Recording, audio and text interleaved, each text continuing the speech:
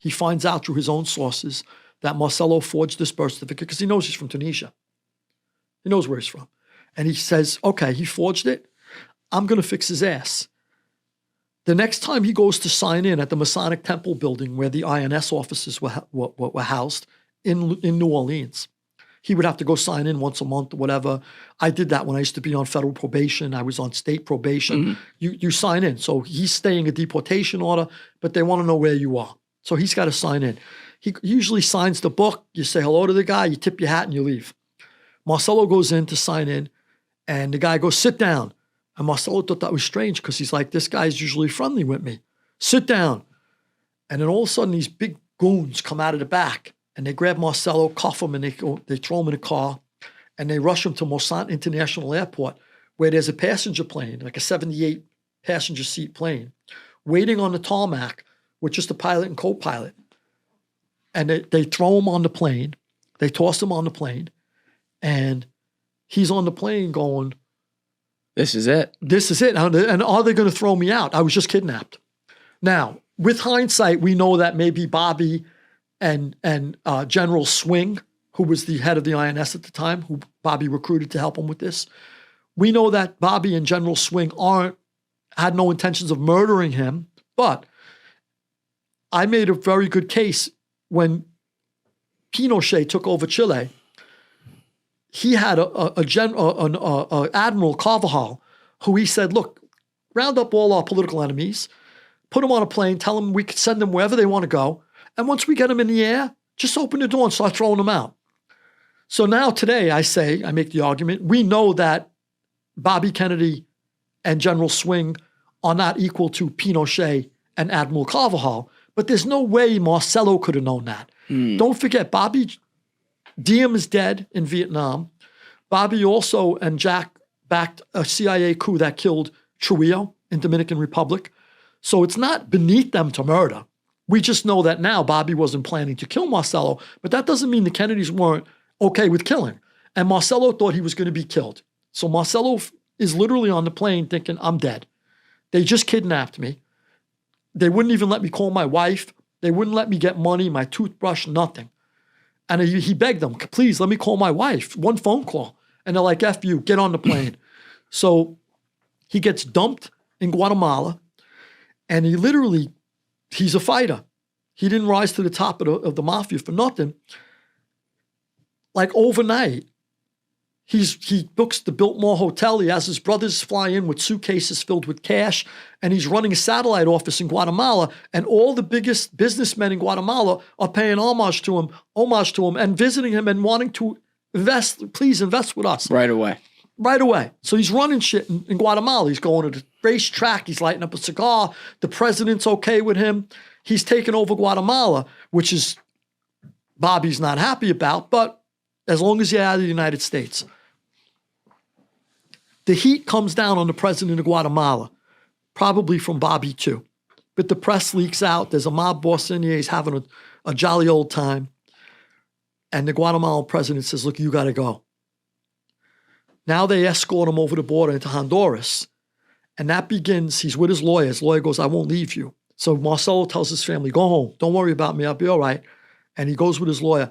He's got a suit on with snakeskin shoes.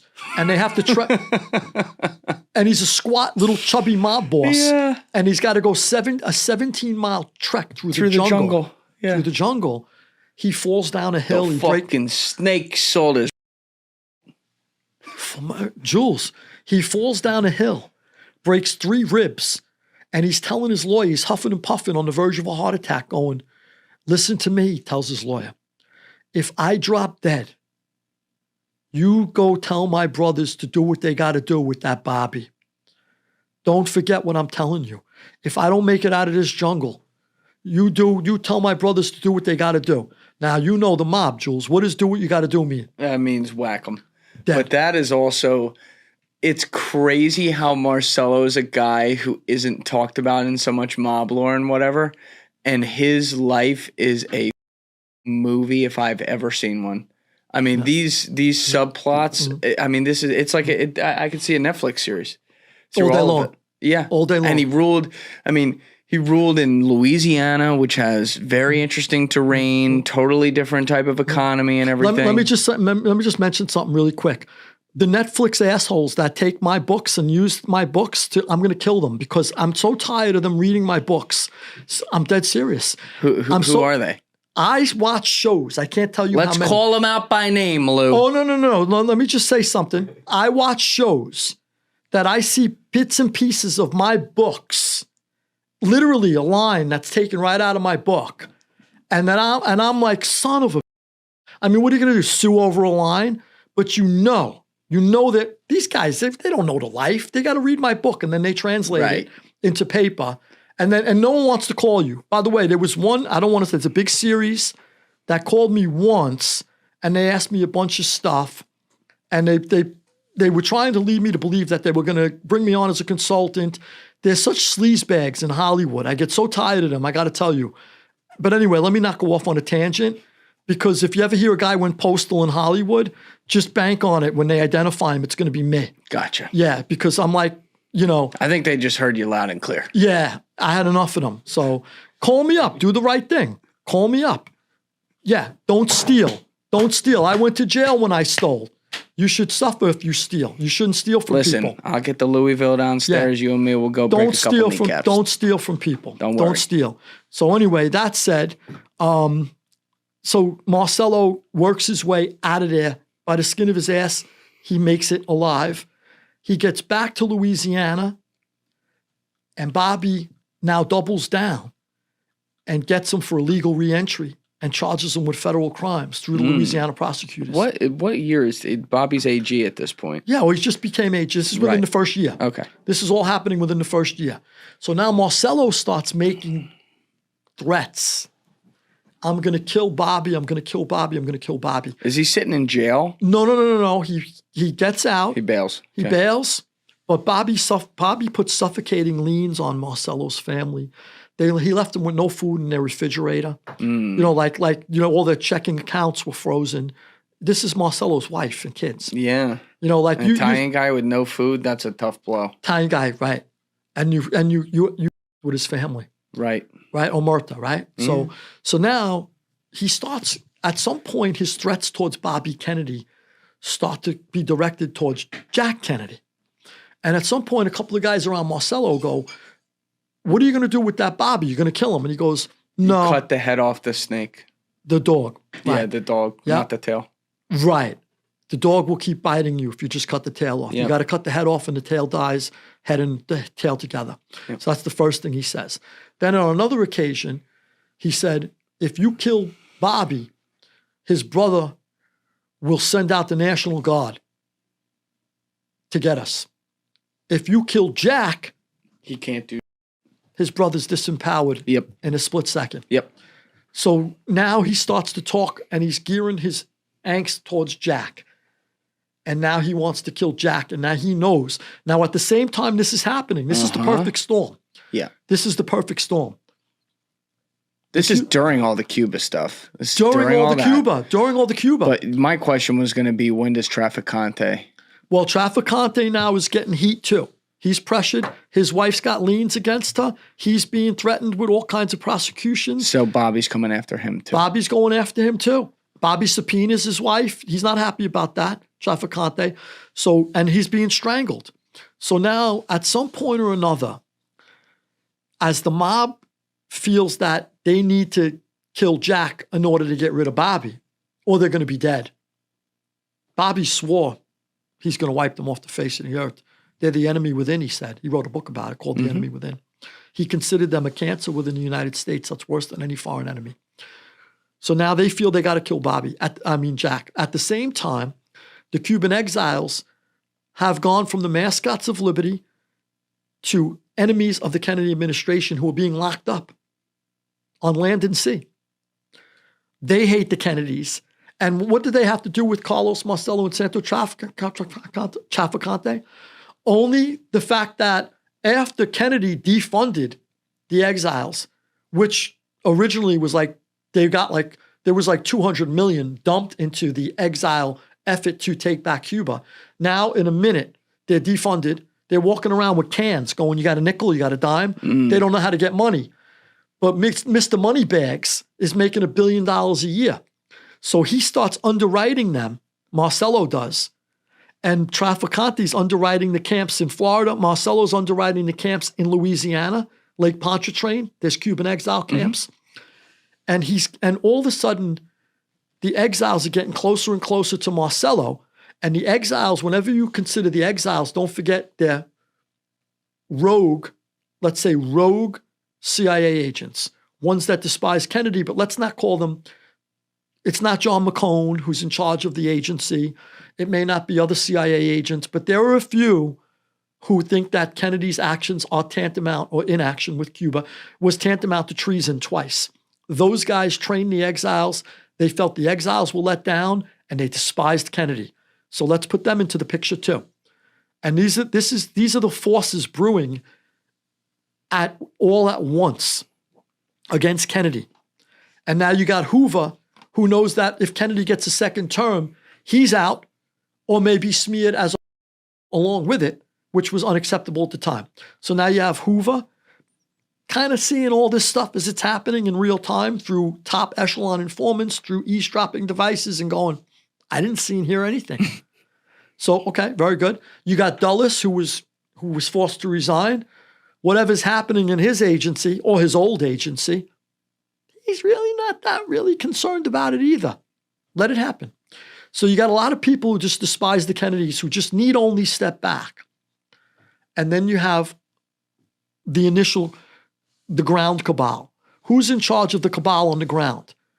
When Carlos Marcello is indicted by Bobby Kennedy for illegal reentry, Carlos Marcello's attorney has somebody who works for him. And that guy's name, he's a dogged investigator, but a little bit of a lunatic. He's a contract agent for the CIA. He does experiments, cancer research in his apartment where there's like 5 million mice running around the apartment. And totally normal. Totally normal. Totally normal. He was once like, he was like a fake Orthodox cardinal of this offshoot religion of the Catholic religion, but the Catholic religion didn't recognize them. So like he's into like a lot of spiritual stuff, a lot of the occult. He's been charged with pedophilia. Just the full gamut. And he's completely opposite of anything you would ever think Marcello is, a traditional conservative mob boss who's like, when he first landed in Guatemala, this woman took him in, who was the general who accepted him at the border, at the airport. He said, go home with my secretary. And he was so embarrassed to sleep in the bed with her. He goes, I don't have any pajamas. I don't know how to sleep in the bed with another woman. Like he was like real, like prudish. And he's hanging out with this guy who's the pilot who takes young boys up into his plane, supposedly. He was accused of this on a number of occasions, and he molests them. Right. Now, that guy was close with Lee Harvey Oswald in the Civil Air Patrol many years before. And he knows Oswald and hangs out with Oswald still. And Oswald and him have been seen at training camps that Marcello funds. And all of a sudden now, that guy starts working for Marcello on this case that Bobby brought against Marcello, David Ferry. David Ferry was known. He was he despised Kennedy. He first kind of like when the CIA was playing around with making sure that we back Fulgencio Batista in Cuba against the rebel Castro, but also sending Castro a little aid just in case Castro wins. Oh, they were hedging. The CIA did. At the same time, Ferry was involved with that, so he kind of hedged too. But when Castro got into power and went full Marxist-Leninist, they said that we're out. And Ferry despised Castro. He hated him. So he really, and then when Kennedy he wanted Castro dead. And when Kennedy dropped the ball at Bay of Pigs and the missile crisis, Ferry was pissed. He was running around telling everybody he should die. He needs a bullet. And that was Joe Pesci and JFK. Yes. Oliver Stone's movie. Yes. Yeah. Yes. So now at that point, and by the way, Oliver Stone did a great job on that movie, but he discounted the mob's role like completely. He just left them out of it. And that's like, I think his own myopic vision of what the mob was at that time. He's maybe thinking the mob now. Yeah, the mob wouldn't have anything to do with anything that big. Nobody would work with them today, like on a level like that. But back then, You know, you need they had insane power back then. Exactly. And it was before the CIA was willing to kill on their own. The CIA was always Allegedly. Yeah, well, yeah. I mean, at some point, I think there's a sea change in. Yeah, they liked having. I guess you could say, like proxies. Yes, proxies. A little deniability. Exactly. And at some point, I think the CIA made a huge move to say, you know what, we got ex-military, we could do these things ourselves. We don't need anybody's help. But at that point, it's what you said. You need a little plausible deniability. They were kind of just wetting their feet. With it was new. It was just towards the end of the Eisenhower administration that they're really, really ready to make this dive into killing international leaders. They tried to kill Zhou Enlai of China, Mao Zedong's right-hand man. They tried to kill Patrice Lumumba, who was killed before they got. Oh yeah, we did a podcast on that. Yeah, it's very interesting. So they're kind of going full speed, but they're doing it through other people. With Lumumba, with Zhou Enlai, they're using people to do. Somebody else planted the bomb on the plane with Zhou Enlai. It was the wrong plane. Innocent people were killed. With Patrice Lumumba, they were trying to do it through people on the ground that weren't necessarily CIA, but they were going to deliver the toothpaste to him. Like that had the poison in it. Yeah. So this went on, and I think at some point they go, all right, let's stop working with proxies. Let's just do this. I mean, we got SEAL Team 6 that they're all unemployed. They're 55 years old. They're not SEAL teaming it around no more. They can't even swim, these fat guys, but they could kill. So, you know what I'm saying? Like, not to take anything. I'm 55. I'm not taking anything away from them, but, I think they went full speed ahead on their own at some point. So they're still using the mob at that time. They felt like, look, they tried to use, why should it surprise us if they were trying to kill Castro with the mob, that they might want to kill Kennedy with the mob? Why is it shocking? Yeah, it wouldn't be shocking. Right? It's not that huge of a jump. So at some point, Ferry was at a party, and he said to people who were present, hey, look, it's tough to kill Castro. We can't pull it off. He's all the way in Cuba. We could kill Kennedy. He's right here. He said that at a party. And he also said something really interesting. Who did you say that to? Present were a guy named Perry Russo, who later came forward during the Jim Garrison investigation, which was Kevin Costner and Oliver Stone. Yeah, was Clay Shaw around during Clay Shaw was supposedly at the party, although he never admitted it, but Perry Russo did. Okay. And Ferry said it to these there was a leftover, there was a few militant Cubans left over after the party broke up. There was Perry Russo, there was Clay Shaw, and he said, look, this is how we're going to do it. A triangulation of fire. We'll lure him we'll get him in a kill zone, and then we'll hit him with a triangulation of fire. Well, we all know triangulation means 3, right? I guess triangle. Well, we all know there's at least 2, the Book Depository and the Grassy Knoll. You can watch the Zapruder film. You can't deny it. His head went back. I mean, hello. I don't care how many times they tell us, oh, that's from the Book Depository. It was a magic bullet, Lou. Right. Come on. Oh, it can fly. It can bend. It can move. It went through like fucking 12 people. Defies the laws of physics. Yes. There's no such thing as physics. Yep. This is a hit. Yep. That's right. There's no physics in hits. And that's that all-inspector, by the way, of the Warren Commission. Yeah. That's right. Yep. Rest in peace, Arlen. Yeah, exactly. You lying sack of shit. Yeah, die, drop dead, burn in hell. Burn in hell. Yeah, burn in hell. I used to listen. That guy would do like a weekly call on WIP Sports Radio when I was growing up, and I had no idea about like his come up and how he had been the magic bullet guy. Yeah. And I learned that later, and I'm like, the sweet old guy on the phone talking to Angelo Cataldi? I'm like, son of a bitch. Yep. Yep. So we should go over the magic bullet just for your listeners, right? So the magic bullet, the Warren Commission, which later is tasked with basically, we're going to get to the bottom of it, but that's not why they were formed. They were formed to kind of dispel all the rumors and stuff and just dump it on Oswald. Well, they got a major problem. And I know you know this, but there were more shots fired in a short amount of time than Oswald is able to pull off with a bolt-action rifle, right? So they have to come up with a magic bullet that makes left turns, right turns, and goes through Kennedy and Connolly. Connolly later goes, there's no way in hell you can't run enough tests. All inspector went to Texas. He's running all kinds of tests. And Connolly goes, you can't run enough tests to convince me that bullet went through Jack's neck and into my ribs, hit my wrist, bounced over here, ended up on the gurney. Right. Never happened. And when one of the guys from the Warren Commission told Johnson, I don't believe it. Connolly don't believe it. Do you believe it? He goes, hell no, I don't believe it. That's Johnson. who we even Right. wonder if he It's was crazy. even part. Yeah. I did 2 episodes, 170 and 171, with my friend Joseph Scott Morgan, who's like the death investigator. He's the guy on every channel talking about this. And he is from New Orleans. So he grew up there. And even before he became a death investigator and got all that expertise as a kid, he was deep on this whole thing. He's basically spent his whole life on the Kennedy assassination from a forensics and investigation standpoint. And he came here with like a full binder and shit. It's kind of exciting. And it was amazing. But all this stuff you're talking about, like he broke it down technically beautifully. And it's just like, you hear this. Incredible. You hear this and you say to yourself, how could you ever think it was just Lee Harvey Oswald? Right. Yeah. Oh, by the way, too, I think we may get something in the document dump. I'm always wondering about the Dow Tex building. And it's not talked about enough. The Dow Tex building was adjacent to the book depository.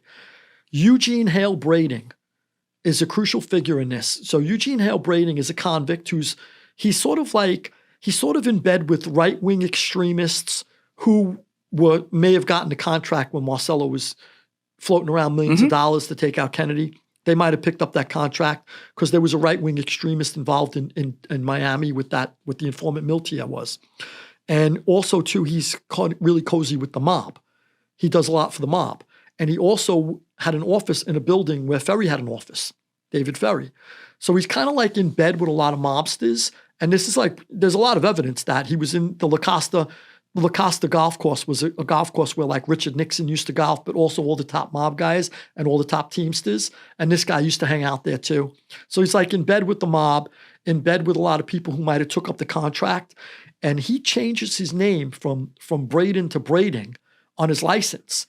And he tells his parole officer, because he's on parole at the time, hey, I'm going to Dallas for some oil business to Texas. I need a pass. Okay, no problem. They give him the pass.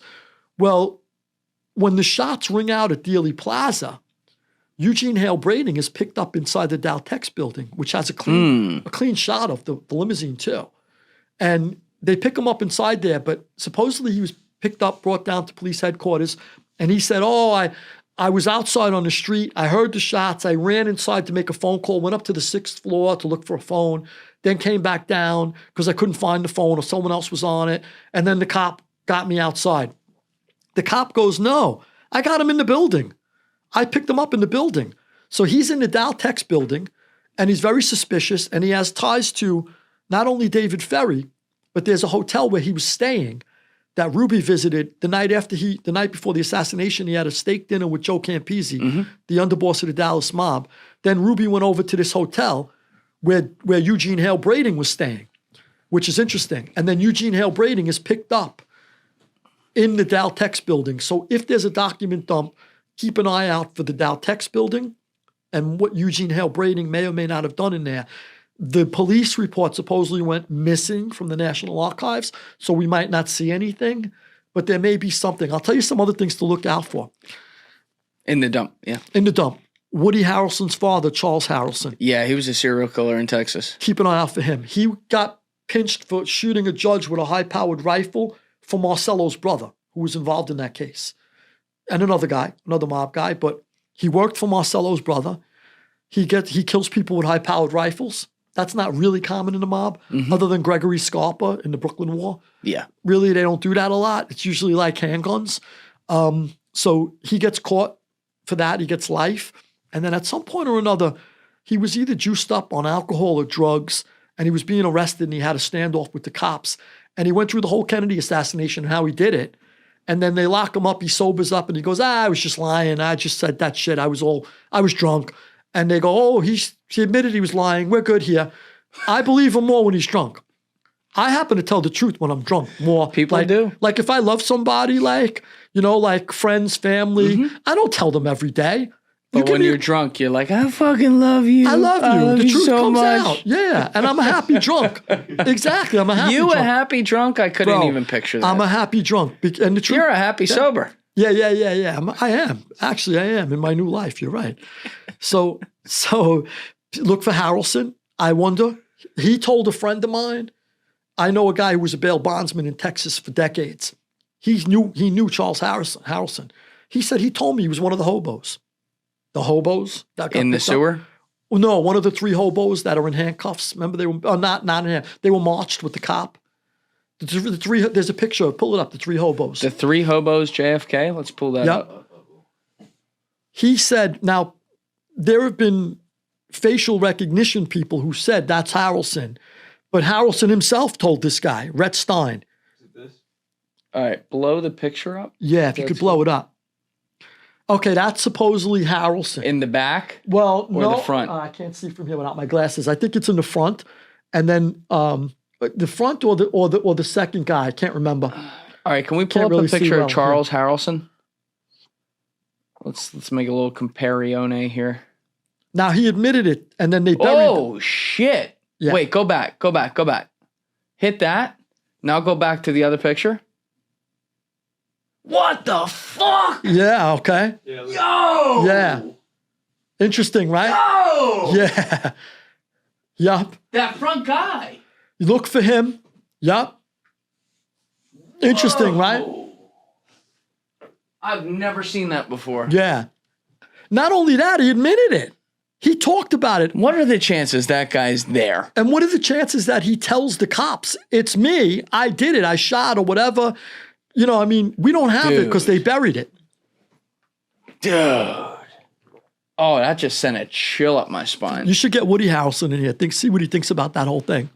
Do you think he would want to talk about that? I don't think he wants to, but if it comes out in a document dump, he may be forced to. Yeah, I mean, that's the thing. And like people...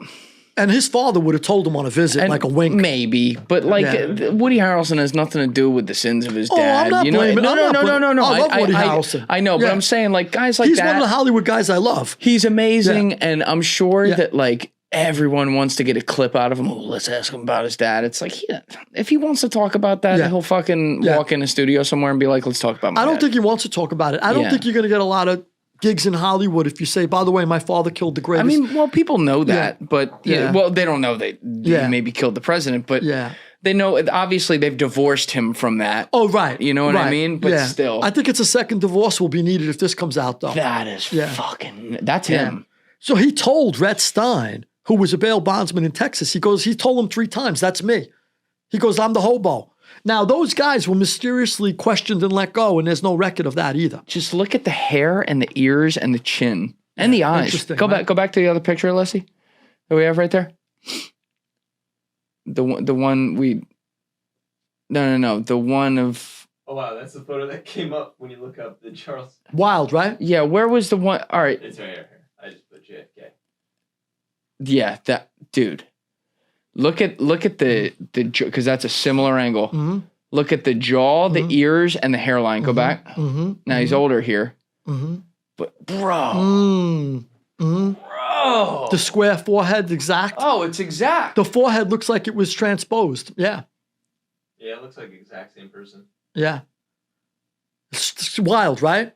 So that may come out. Keep an eye out for that. I'll tell you other things that may come out. Quick question before you do. Mm-hmm. These files that the executive, the president, is ordering to come out. Mm-hmm. Do you think they're the files that they've been told about behind the scenes, and there's another file that they're not told about? Yes. Yeah. I don't think we're getting it all. Yeah, I think you're going to have. I'm going to tell you 3 things. So one is you're going to have redactions, guaranteed. That's the first. Second, there is stuff we don't know about that's been missing forever. That's right. Yeah. Third is if there's a few that haven't gone missing yet, they still may. But you've had 60 years to go into the National Archives, which you have the key for. Mm-hmm. You could send a team in there at midnight, any night for the last 60 years. And you haven't done that? I can't believe that. This file, that file, this file, that file, get rid of them. Go in there with a paper shredder. I can't imagine that there's that much that they haven't gotten rid of. Anything directly, if let's say, for example, there was anything directly to pull them out of the air, Dulles. Let's say there was something direct to Dulles. Hypothetically. Yeah. Something to Richard Helms. Yeah. Hypothetically. You think that they were part of the CIA and they couldn't figure out how to... That's exactly what I'm saying, man. Yeah, so we're I appreciate, this is one thing, I appreciate Trump trying to pull it out. That's nice, but the chances that those things have been burned after reading... Well, here's something big with Trump. This, I hope Trump hears this because this is big. Oh, he's a huge listener. He may be. You don't know. He listens. Get the fuck out of here. I'm going to tell you. I'm not telling you. Be like, this liberal scum. I'm never listening again. Yeah, you're pretty middle of the way. You're pretty middle of the way. Yeah, but anything that's not, he's going to call I got to tell you, he went on Joe Rogan. Joe Rogan was at one point more left. Absolutely. Yeah, I mean, he was hard left. Yeah. So, Joe Rogan, I remember him saying he loved Bernie Sanders. Yeah, he literally endorsed him. That's like endorsing Che Guevara. I mean, that might be a stretch. It might be a stretch. That might be a stretch. Let's not go crazy, Louis. Let's not go Louis, you got a good one. Louis, you're part of the tribe. Louis, you shouldn't say that as part of the tribe, Louis. Yeah. Well, you're an adopted part of the tribe. I'm more of a Jew than him, I think. I don't think he even recognizes it. I don't know. Whatever. But okay. So moving on, you don't know if this could get to his attention because I want to make sure this is clear because this is what he should look for. Okay. No one has ever, they've tiptoed around it. And we're going a little further in advance, but this is important. They've tiptoed around it for the last 60 years. I read books. The House Assassinations Committee, they took a quick look at the Secret Service, but they're fine. The Warren Commission, we took a quick look at the Secret Service, but they're fine. Everybody's the Secret Service is fine. No, this is a couple of guys were drunk.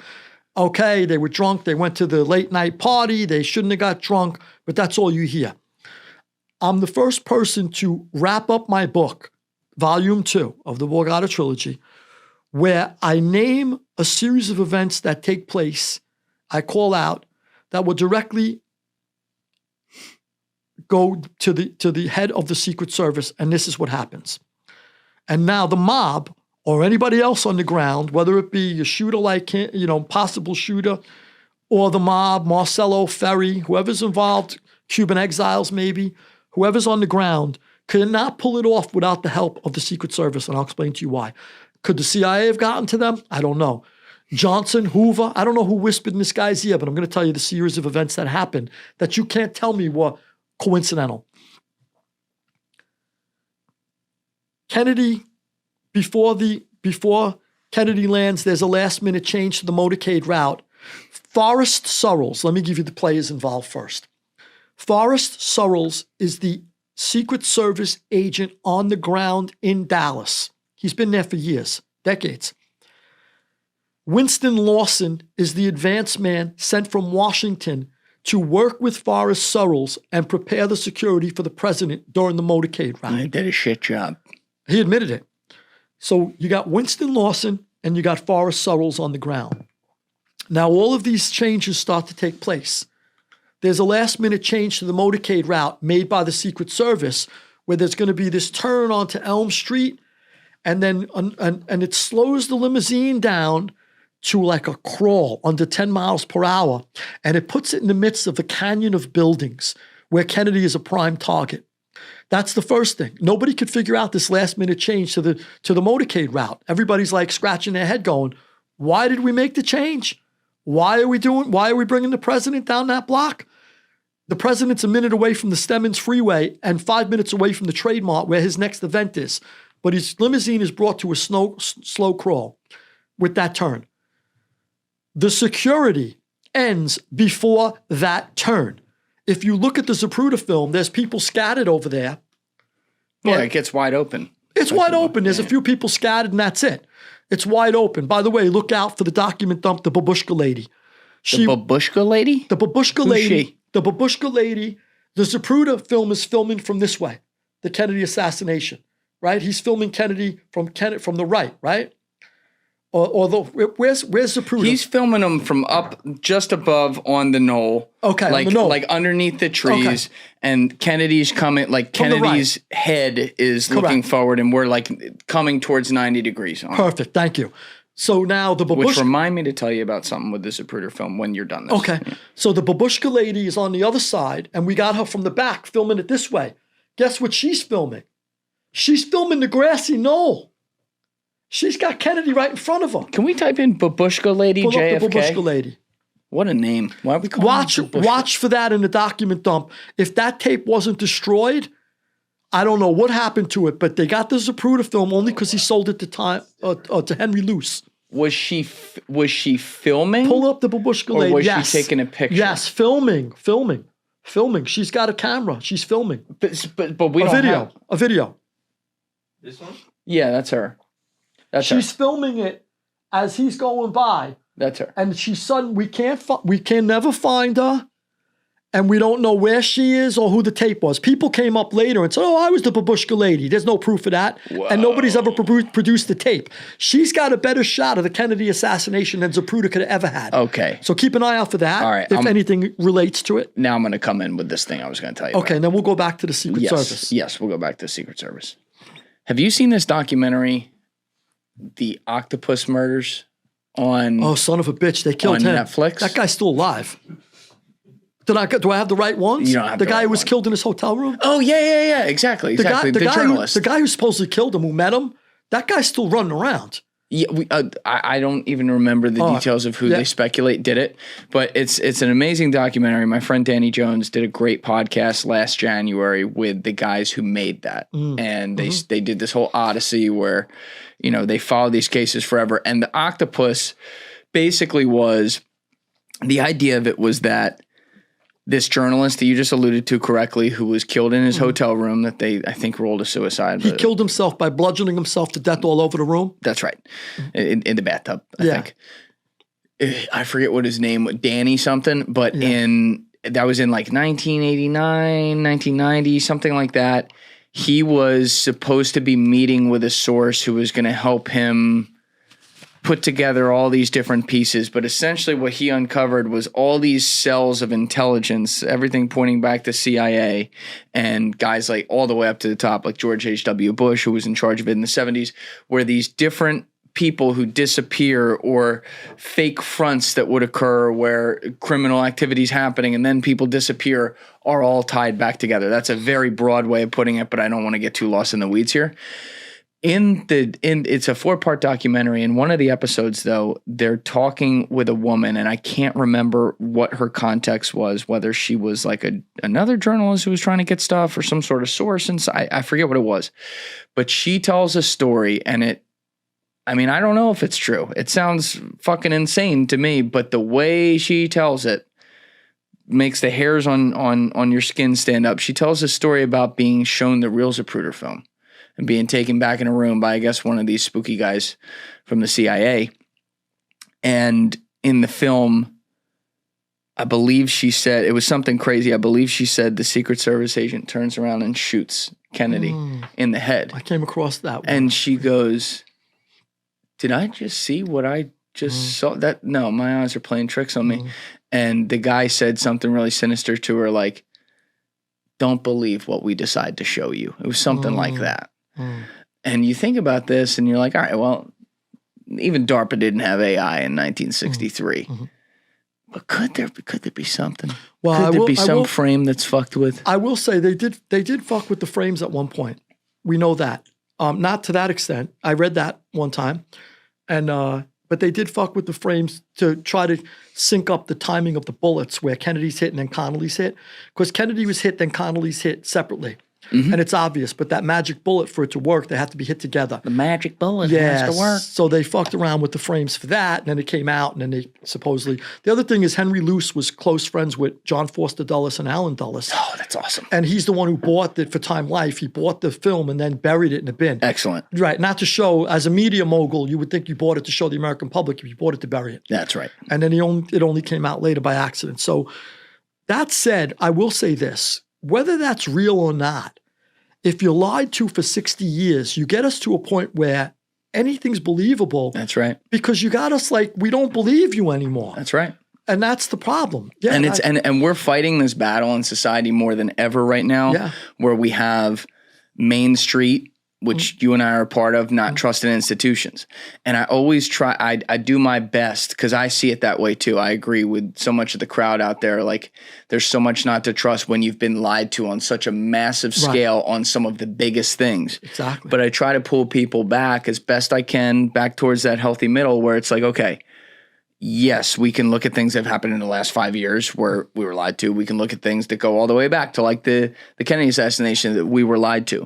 But what we can't do is become the opposite end of the other spectrum, which is to say every single thing that ever happened is all a lie and everyone is corrupt and everyone's a conspiracy, because then you're not taken seriously.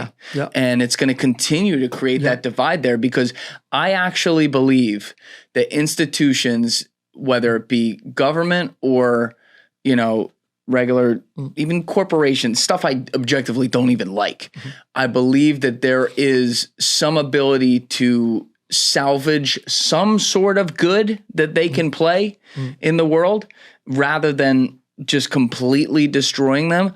But I understand the sentiments of people who want to destroy them. Does that make sense? 100%. Hey guys, if you haven't already subscribed, please hit that subscribe button. It's a huge, huge help. Thank you. Yeah, 100%. And the sad part is most people have already been conditioned to think that everything is a lie. And it's very, very difficult, as you said, to pull people back. Yes. They're in this zone already.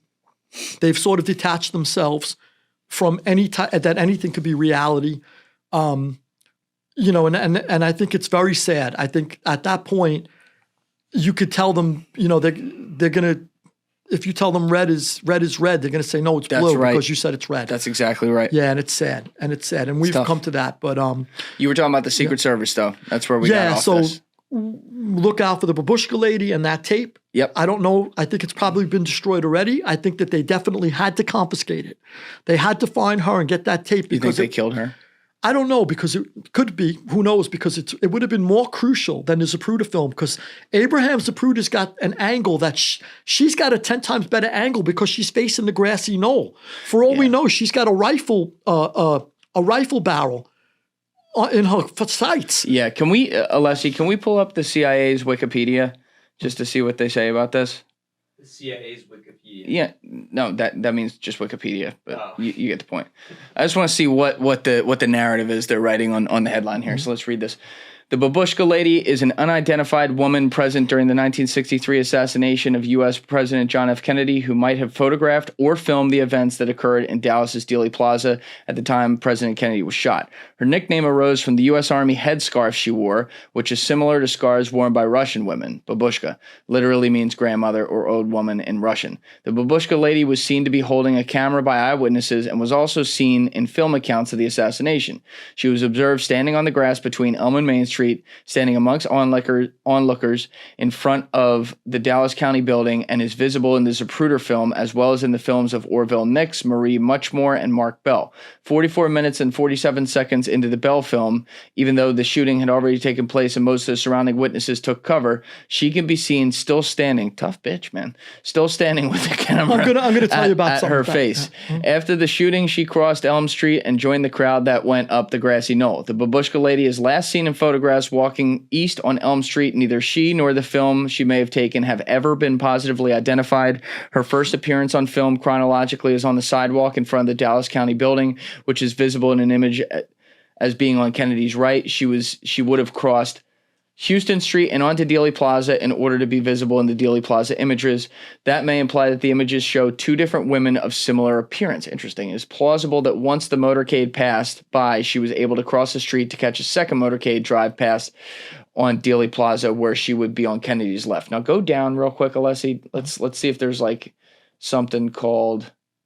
No, there's not. Let me tell you another theory. Yeah, let's fill in some cover, Lou. Ferrante. Yeah, so the first theory is that she's just a woman like Zapruder filming, and that's been the prevailing theory since it happened. Yeah. We don't know who she is. She's a pedestrian. She disappeared. Maybe she was killed. I would think they would have to track her down. I would think that they would want to confiscate the film, destroy it, and kill her if they have to. A lot of other people died mysteriously. There were a crazy amount of coincidental suicides. Oh my, don't you love that? Right, yeah. There was a lot in that in the mob too, right?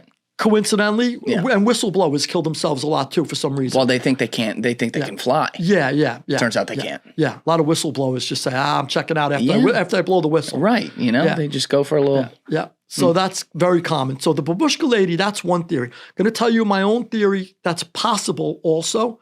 So one is, I agree with that. So It's this a is the possible Ferrante theory. Ferrante theory, never been talked about before.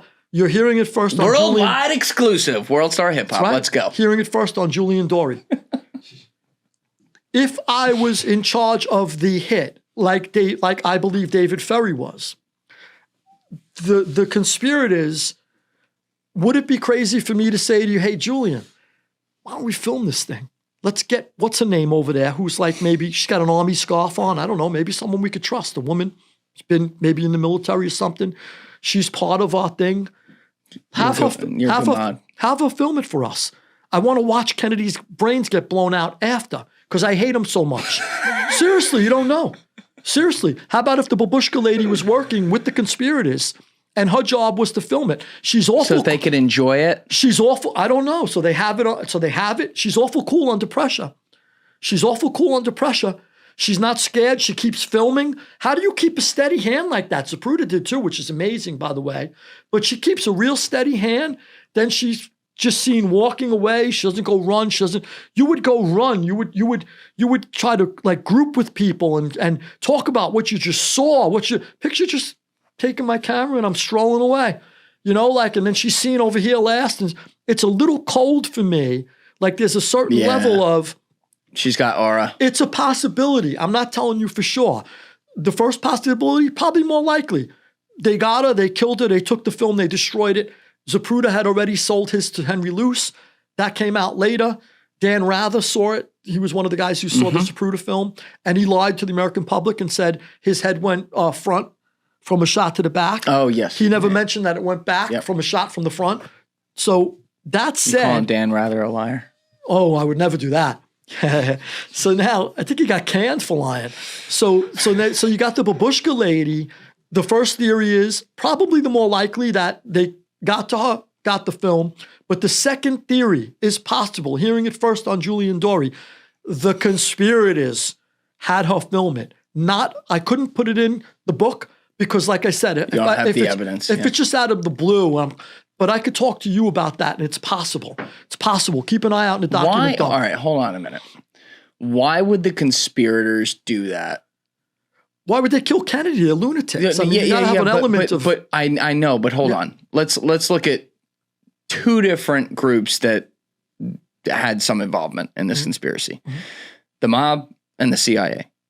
When the mob kills people, they come from the world of no body, no crime. I don't think the mob would have done it. Oh, okay. So hold on. I said, just let me play this out. No body, no crime, which certainly would then imply no video, no crime as well. And then you look at CIA, whose entire job is to do things, in a sleuthing manner around the world and not leave any evidence. Okay, so why would they want a video? Okay, so I'm going to give you. Remember Miltia? That's the guy who I said was he was a right-wing racist extremist who may have taken the contract that Marcello was offering. When he said to the guy in Florida, he's dead, Kennedy, when he comes down here, we're going to hit him with a high-powered rifle and some nut's going to take the rap. This is before Kennedy gets killed. Remember that? That guy Miltia, Joseph Miltia, that guy, his plans are canceled in Florida. He disappears. There's a picture in the crowd that looks identical to Miltia.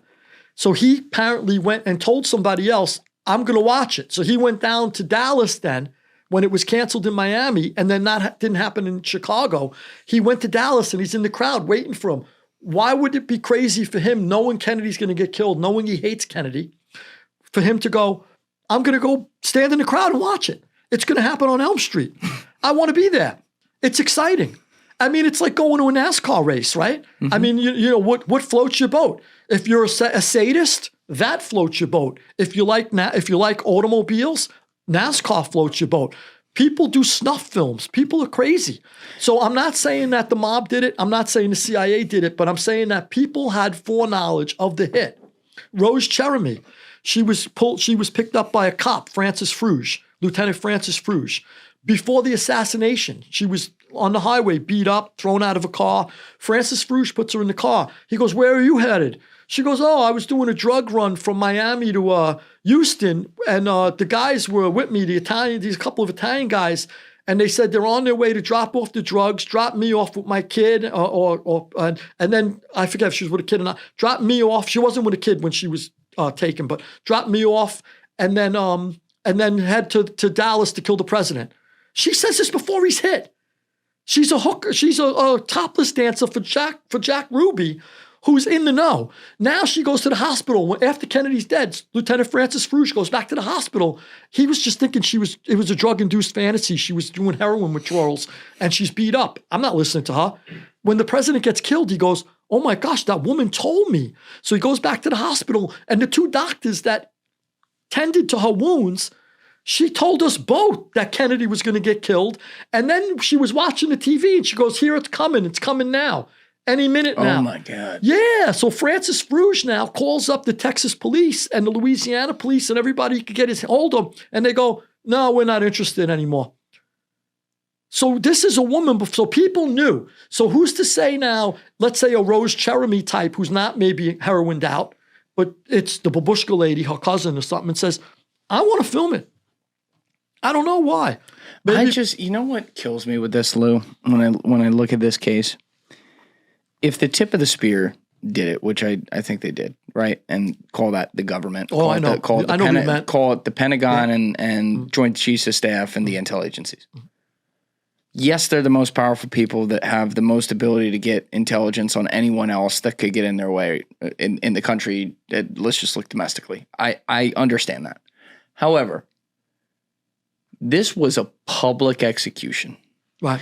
You are talking about people from everything down to the local beat cops, like the sheer number of people who could look into this or have connections to get evidence to all the people that scatter on the ground. Like of the 100 people that were standing there at Dealey Plaza or whatever, each one of them has a story and saw something. They're all related to fucking at least 20 people. And those 20 people know, you know what I mean? They shut them down. It gets it, but that's what I'm saying.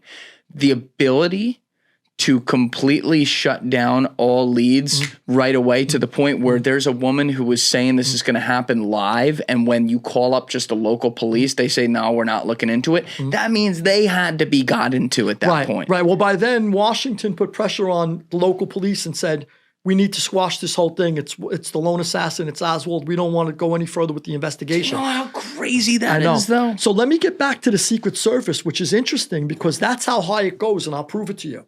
So the first thing we were saying, to get back to the Secret Service, the first thing, and please, if somebody knows President Trump, tell him about this because this is crucial to something more recent. So the first thing that happens with the Secret Service is they said there's going to be a last-minute turn on Elm Street. And they place Kennedy in this kill zone.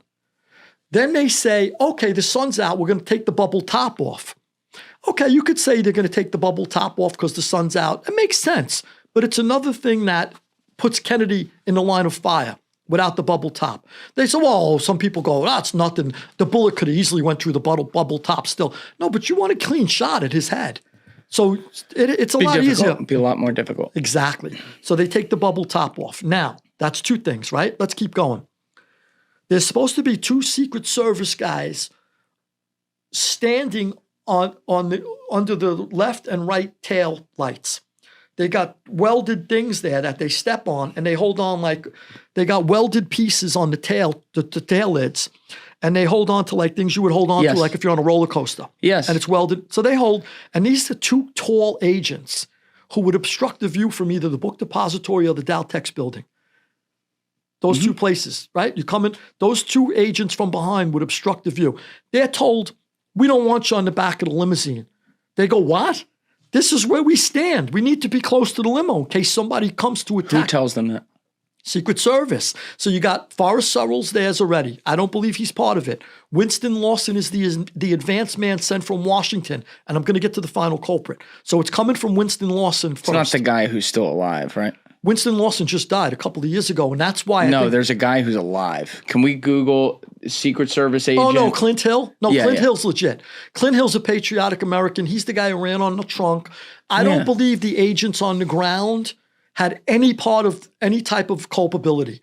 They were completely innocent. He seems like such a nice guy. No, I don't believe the agents on the ground. I like Clint Hill. I thought Clint Hill, what he did was heroic. He tried to get it took balls to jump. He don't know how many bullets are coming at the president still, and he's trying to save the first lady. He gave the thumbs down to the other agents. He saw his brain matter all over the seat, and he goes thumbs down, meaning he's either dead or he's going to be. Yep. He gave the thumbs down. Clint Hill's a hero. The other agents there, even though they were a little groggy, they were a little hungover, I don't believe any of them had anything to do with it, and I'll tell you why. So the agents on the ground who were told, get off the running steps, and Clint Hill was supposed to be one of them, they go, why? We don't understand this. They said it's coming from Washington. Okay. Now that this gets better. Now there's four. So they call Washington. Let me jump ahead a little.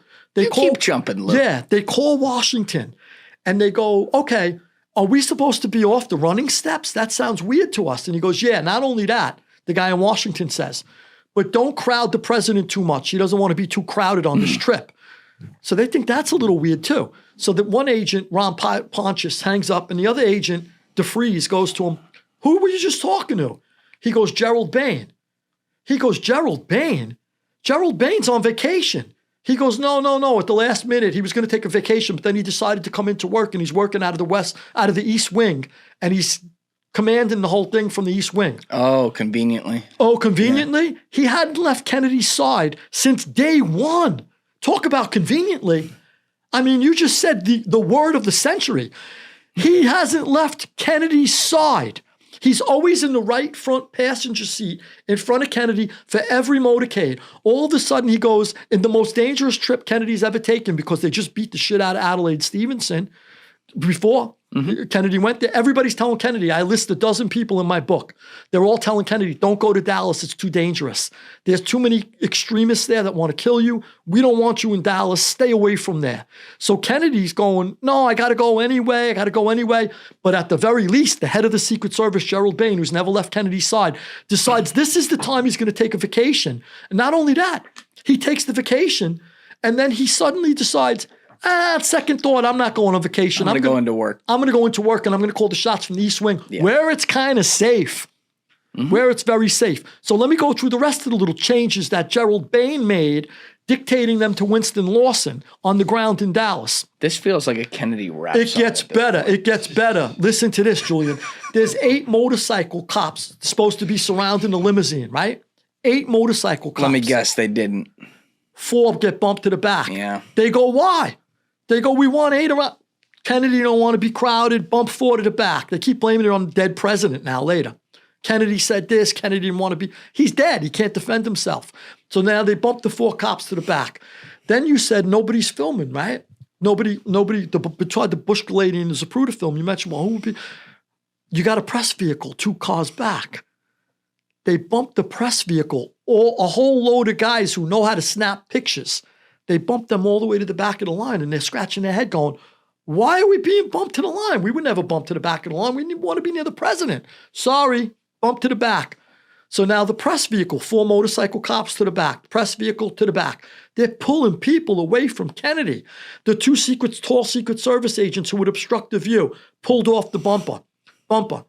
The bubble top pulled off. The last minute turn onto Elm Street. There's no security detail in the kill zone. Take a look. No more Secret Service agents, no cops. That stopped before the turn. And the cops were told to have their backs to the crowd. They go, what good is it to have our backs to the crowd? We want to look at the crowd. Nobody scoured the buildings in the kill zone. He's drawn into a canyon of buildings and nobody went through the book depository. Secret Service, the first thing they're supposed to do is make sure you go through the book depository in the Deltex. He's got a canyon of buildings he's in the midst of before he gets on the Stemmons Freeway. Anything except a sloped roof. All these decisions, if they're not made... He didn't, that didn't... Oh, anything but a sloped roof, right. And that's what comes... So here, listen to this. So I finished this book. Months before I turned it into the publisher. Months before. July 13th. That's what the assassination attempt? Yeah. And I'm telling everybody I know, if something happens to Trump, watch the Secret Service, not the guys on the ground, I said, and women, very heroic men and women, whether they botched up, they didn't act fast enough, they were heroic. They surrounded him. Mm-hmm. They tried. They should have pushed them down a little. Whatever they should have did, you could criticize them. I'm okay with criticizing people. People criticize me. That's fine. But they were heroic. In the end, they dragged him, and I don't believe they had anything to do with any of if there was a conspiracy. Washington. Look for Washington, I was saying to people, the Secret Service in Washington. And then I found out that they were denying him extra. He was begging for it. And they kept denying him. Then I found out they didn't do the perimeter, secure it correctly. Then I found out there were no agents outside the perimeter. Then I found out the guy had a rangefinder and he's walking around. And there's too many mistakes. And I've been telling people for months since I handed this in. I'm the first person to dump the whole thing at the end saying the mob, the Cuban exiles, whoever you want to say were on the ground, I'm with it. I paint a great picture of that. But they couldn't have done it without the Secret Service making all of these last-minute changes. So now let's say, okay, what happened? Well, Winston Lawson got canned, never got a job again, and Gerald Bean was on unemployment for the rest of his life. Bullshit. Winston Lawson got a cushy job with the Department of Defense, and he said, I'm the only guy who cost the president his life. Well, I'm doing pretty good. And Gerald Bain was trusted enough by Lyndon Johnson to be the head of his security detail. Would you have trusted Gerald Bain after that? Nope. Would you have said, look, let's get rid of Gerald Bain. First things first. I'm not going out in public with this guy. Yep. Unless you kind of know that he'll protect you. He may not have protected him, but don't worry. You're Just good. don't talk to Khrushchev. You're fine. Something's up. Something's up. And look for that in the document dump too. Thank you guys for checking out this clip. If you haven't already subscribed, please subscribe and hit the like button on this video. It is a huge, huge help. And if you'd like to check out this clip's full podcast episode, that link is in the description below or right here. And finally, you can follow me on Instagram and X by using the links in my description below.